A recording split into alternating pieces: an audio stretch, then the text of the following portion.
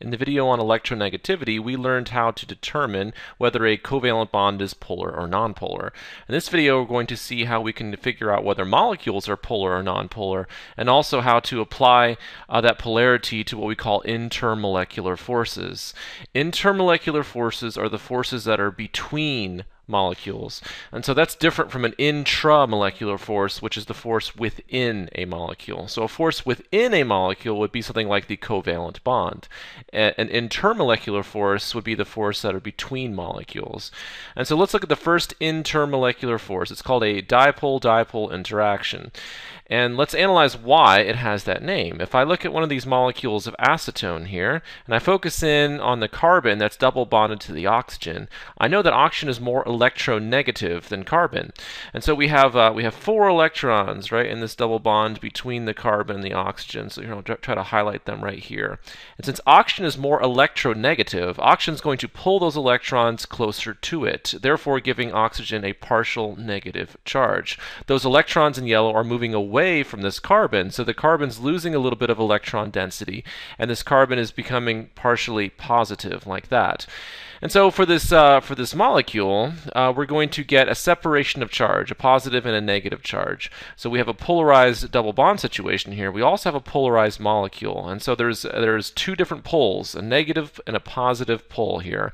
And so we say that this is a polar molecule. So acetone is a relatively polar molecule.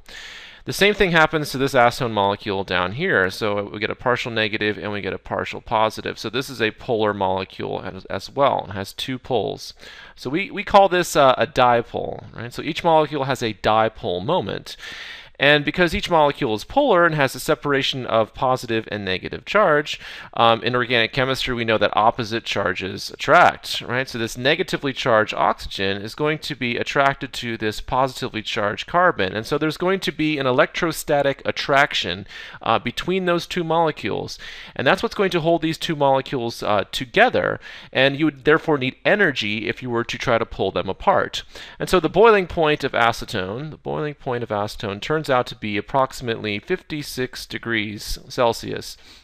And since room temperature is between 20 and 25, at room temperature we have not reached the boiling point of acetone, and therefore acetone is still a liquid. So at room temperature and pressure, acetone is a liquid. And it has to do with the intermolecular force of dipole-dipole interactions holding those molecules together. And the intermolecular force in turn depends on the electronegativity. Let's look at another intermolecular force, and this one's called hydrogen bonding. So here we have 2 water molecules, and once again, if I think about these electrons here, which are between the oxygen and the hydrogen, I know oxygen's more electronegative than hydrogen. So oxygen's going to pull those electrons closer to it, giving the oxygen a partial negative charge like that. The hydrogen is losing a little bit of electron density, therefore becoming partially positive. The same situation exists in the water molecule down here. So we have a partial negative and we have a partial positive. And so, like the last example, we can see there's going to be some sort of electrostatic attraction between those opposite charges, between the negatively partially charged oxygen and the partially positive hydrogen, like that. And so this is a polar molecule. Of course, water is a polar molecule, and so you would think that this would be an example of dipole-dipole interaction, and it is, except in this case it's an even stronger version of dipole-dipole interaction that we call hydrogen bonding. So at one time it was thought that it was possible for hydrogen to form an extra bond, and that's where the term originally comes from. But of course it's not an actual intramolecular force. We're talking about an intermolecular force, but it is the strongest intermolecular force. The way to recognize when hydrogen bonding is present, as opposed to just dipole-dipole, is to see what the hydrogen is bonded to. And so in this case, we have a very electronegative atom, hydrogen, oxygen, I should say, bonded to hydrogen, and then that hydrogen is interacting with another electronegative atom like that. So we have a partial negative, and we have a partial positive, and then we have another partial negative over here. And this is the situation that you need to have when you have hydrogen bonding. Here's your hydrogen, right, showing an intermolecular force here. And what some students forget is that this hydrogen actually has to be bonded to another electronegative atom in order for there to be a big enough difference in electronegativity electronegativity for there to be a little bit extra attraction. And so the three electronegative elements that you should remember for hydrogen bonding are fluorine, oxygen, and nitrogen. And so the mnemonic that students use is phone.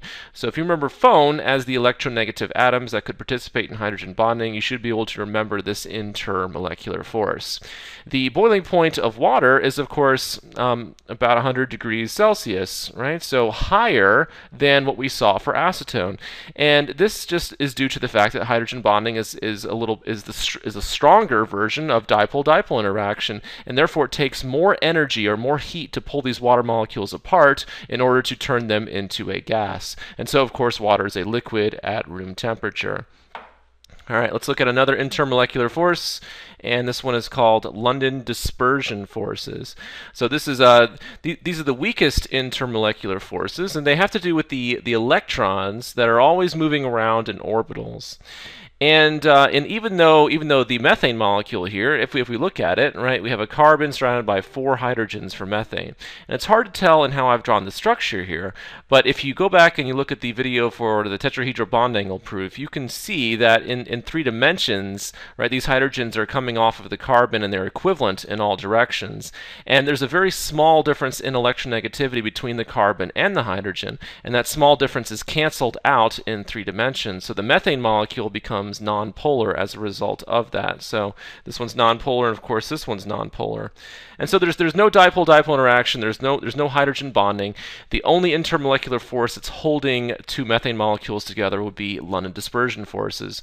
And so once again, you can think about the electrons that are in these bonds moving in those orbitals. And let's say for the molecule on the left, if for a brief transient moment in time you get a little bit of negative charge on this side of the molecule, so it might turn out to be those electrons have a net negative charge on this side, and then for this molecule, right, the electrons could be moving the opposite direction, giving this a partial positive. And so there could be a very, very small bit of attraction between these 2 methane molecules. It's very weak, which is why London dispersion forces are the weakest intermolecular forces, but it is there, and that's the only thing that's holding together these methane molecules.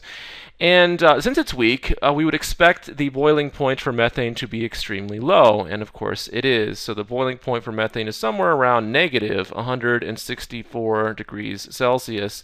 And so since room temperature is somewhere around 20 to 25, obviously methane has already boiled, and if you will, and turned into a gas. So methane is obviously a gas at room temperature and pressure.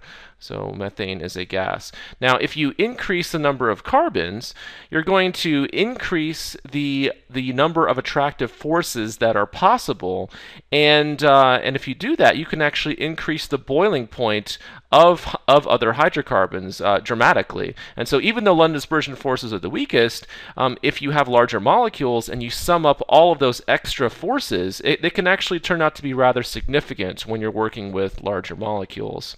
And so this is just a quick summary of some of the intermolecular forces to show you the application of electronegativity and how important it is.